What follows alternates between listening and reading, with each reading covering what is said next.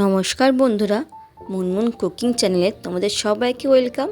তো চলো আজকে একদম ওভেনে নিয়ে চলে এসেছি। একসঙ্গে রেসিপি করব, একসঙ্গে তোমাদের সঙ্গে শেয়ার করব, কেউ স্কিপ করবে না, দেখতে থাকো। তো দেখো, ফার্স্টে কিন্তু আমি ওভেনে কড়াইতে বসিয়ে তার মধ্যে একটু তেল দিয়ে দিয়েছি, সাদা অয়েল দিয়ে দিয়েছি। এবারে দিয়ে দিয়েছি গাজর কুচি। আজকে কিন্তু রেসিপিটা ঝটপট তৈরি হয়ে যাবে, একদমই 10 মিনিটের মধ্যে। তো দেখো, গাজর আর বিনস আমি একটু কুচি করে কেটে নিয়েছি, ভালো করে একটু ভাজা ভাজা করব। আজকে কিন্তু এমন একটা রেসিপি শেয়ার করব, যে রেসিপিটা কিছু উপকরণ ঘরে যা থাকে সেই দিয়ে কিন্তু একটা দুর্দান্ত রেসিপি হয়ে যাবে বন্ধুরা, আর একদমই ঝটপট। আর কেউ কিন্তু ধরতেই পারবে না, এত সহজে আর এত কম উপকরণ দিয়ে এই রেসিপিটা তৈরি হয়ে যায়। তো দেখো, কথা বলতে বলতে গাজর বিনসগুলো কিন্তু মোটামুটি ভাজা হয়ে গেছে, দেখতেই পাচ্ছ বন্ধুরা। আমি এবারে কি করব বলো তো, একটা ডিম ফাটিয়ে নিয়েছি, ওই ডিমটা কিন্তু আমি এর উপর থেকে ছড়িয়ে দেবো। ছড়িয়ে দেওয়ার পর একটু নাড়াচাড়া করে নেবো সুন্দর করে। খুব কিন্তু ডিপলিভাবে ভাজবে না, একটু হালকাভাবে ভাজবে, তাহলে দেখবে সফট থাকবে ডিমটা। তো দেখো, মোটামুটি আমার ভাজা হয়েই এসছে, তোমরা দেখতেই পাচ্ছ কত সুন্দর লাগছে দেখতে বলো। আজকে কিন্তু আমি পনির পোলাও তোমাদের শেয়ার করব, আর এত সুন্দর একটা ইউনিক রেসিপি তোমাদের সঙ্গে শেয়ার করব, আর একদমই ঝটপটভাবে তৈরি হয়ে যায় কিছু উপকরণ দিয়ে।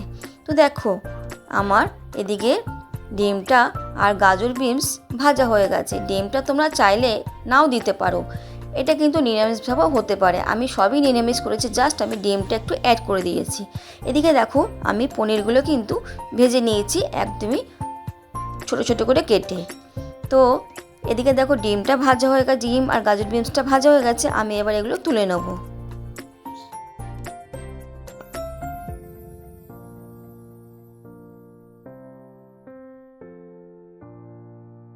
তো দেখো, ওই কড়াইয়ের মধ্যে আমি দিয়ে দেবো ঘি। হ্যাঁ, ঘি দিয়ে কিন্তু আমি পোলাওটা করব। পোলাও মানে ঘি, ঘি ছাড়া কিন্তু পোলাও একদমই হবে না। আমি আগে কি করব, কিছুটা চিনেবাদাম ভেজে নেব। তোমরা চাইলে কাজু কিশমিশ দিতে পারো। তো আমি যেহেতু বলেছি ঘরে কিছু উপকরণ দিয়ে তৈরি করে দেবো, আমার ঘরে কিন্তু চিনেবাদাম ছিল, কাজু কিশমিশ ছিল না। ঠিক আছে, তো দেখো বন্ধুরা, আমি এবার চিনেবাদামগুলো ভেজে তুলে নিচ্ছি।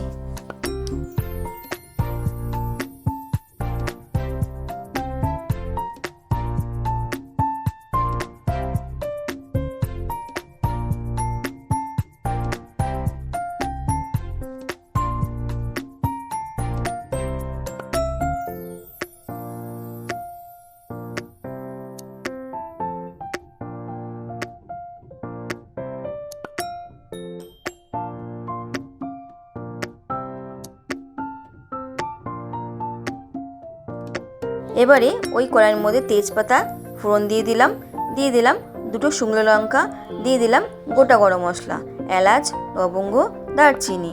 সব কিছু ভালো করে ফোড়নটা পুড়িয়ে নিতে হবে একটু, যতক্ষণ না সেন্ট ছাড়ছে একটা।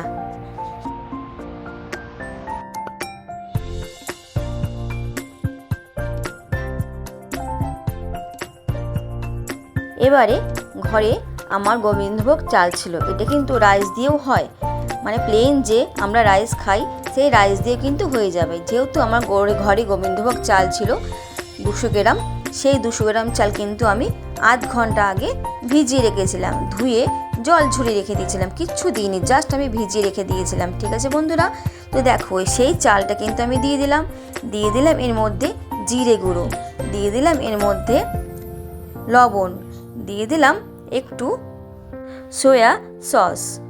এবারে সব উপকরণ দিয়ে ভালো করে সুন্দর করে মিক্স করে নিতে হবে, যাতে চালটা ভাজা ভাজা হয়ে যায়। যদি চালটা ভাজা না হয় তাহলে কিন্তু চালটা লেগে যাবে একটার সঙ্গে একটা।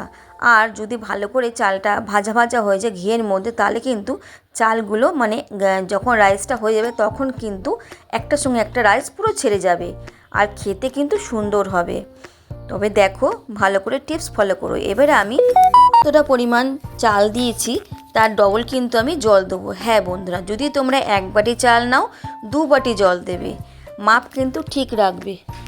তো দেখো, ভালো করে নাড়াচাড়া করে আমি এবার ঢাকা দিয়ে দেবো যতক্ষণ না ফুটছে।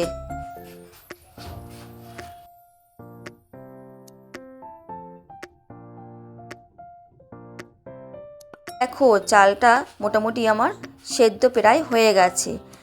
আর এদিকে দেখো জলটা কিন্তু অনেকটাই টেনে গেছে। আমি কিন্তু একবার নাড়াচাড়া করবো, মাঝখানে আবার আমি ঢাকা দিয়ে দেবো। এরকমভাবে মিনিট 20 মিনিটের মতন আমি ঢাকা দিয়ে রেখে দেবো। ঢাকনা খুলে তোমাদের দেখাবো। দেখো বন্ধুরা কত সুন্দরভাবে হয়েছে। আমি এবার এর মধ্যে কি দিয়ে দেবো বলো তো? আদা বাটা। হ্যাঁ, অবশ্যই আদা বাটাটা এখন অ্যাড করবে, আগে কিন্তু অ্যাড করবে না, তাহলে ভালো লাগবে না।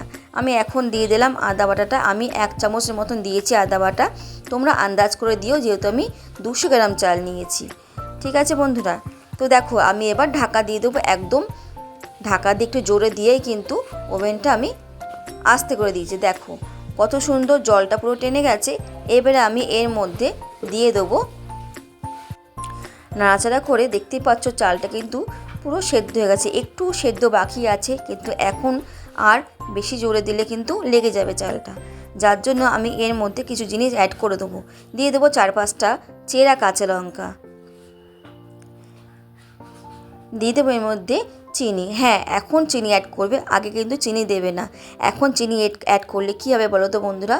এই ভাপে ভাপে যখন ঢাকা দিয়ে রাখবো, তখন চিনির মধ্যে যে জলটা কাটবে, সেই জলটা কিন্তু চালের সঙ্গে একটা থেকে একটা আলাদা হয়ে যাবে। তখন কিন্তু ভাত মানে রাইসটা কিন্তু খুব ঝরঝরে হয়ে যাবে, পোলাওটা। তো দেখো আমি বাদামগুলো দিয়ে দিলাম। এবারে কিন্তু আমি গুঁড়ো গরম মশলা দিয়ে দেবো, প্রত্যেকে ছড়িয়ে দেবো। খুবই সিম্পলভাবে আমি পনির পোলাওটা তোমাদের দেখিয়েছি। তোমরা কিন্তু খুব ইজিভাবে বাড়িতে তৈরি করে নিতে পারবে। তো চলো আমি এবার ঢাকা দিয়ে দেবো। তো ঢাকনা খুলে আমি 5 মিনিট পর তোমাদের দেখাচ্ছি। দেখো কতটা গরম ধোঁয়া উঠছে, তোমরা দেখতেই পাচ্ছ। এবারে আমি এই পোলাওটাকে একটু নাড়িয়ে নেবো। দেখো কত সুন্দর দেখতে লাগছে বন্ধুরা, তোমরা বুঝতেই পারছো। আমি কিন্তু এর মধ্যে কোনো রকম কোনো হলুদ দিইনি। হলুদ দেবে না, তাহলে কিন্তু দেখতে ভালো লাগবে না। দেখো আমি এবার একটু নাড়াচাড়া করে নিয়ে কিন্তু ঢাকা দিয়ে রেখে দেবো আবার।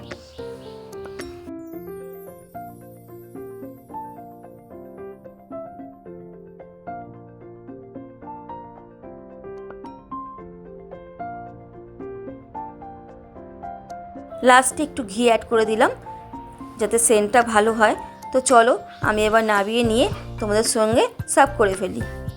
তো দেখো কত সুন্দর হয়েছে পনিরটা। সঙ্গে কিন্তু আমি আলুর দম করেছিলাম, কষা কষা একদম আলুর দম, কাশ্মীরি আলুর দম বলতেই পারো। এত টেস্ট হয়েছিল এই পোলাও দিয়ে। পনির পোলাও আর এই আলুর দমে নিরামিষের দিন কিন্তু পুরো জমে যাবে। খালি তোমরা ডিমটা দেবে না। আমি কিন্তু সবই নিরামিষ করেছি, ফার্স্ট আমি ডিমটা কিন্তু অ্যাড করেছি। তোমরা যদি চাও তাহলে কিন্তু ডিমটা বাদ দিয়ে কিন্তু পোলাওটা করতে পারো। পনির পোলাও তোমাদের কেমন লাগলো অবশ্যই একটা কমেন্ট করে জানাবে।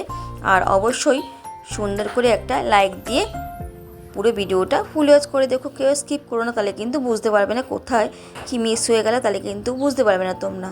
তোমাদের কেমন লাগলো অবশ্যই কমেন্ট করে জানাবে। তো চলো বন্ধুরা, আজকের মতো রেসিপিটাকে নিয়ে শেষ করলাম। আবারও নতুন কোনো রেসিপি নিয়ে তোমাদের সঙ্গে হাজির হচ্ছি, সেই জন্য তোমরা কিন্তু অপেক্ষা থেকো। আর যারা যারা নতুন আছো আমার চ্যানেলটাকে অবশ্যই সাবস্ক্রাইব করে রেখো। চলো বন্ধুরা, টাটা, বাই বাই।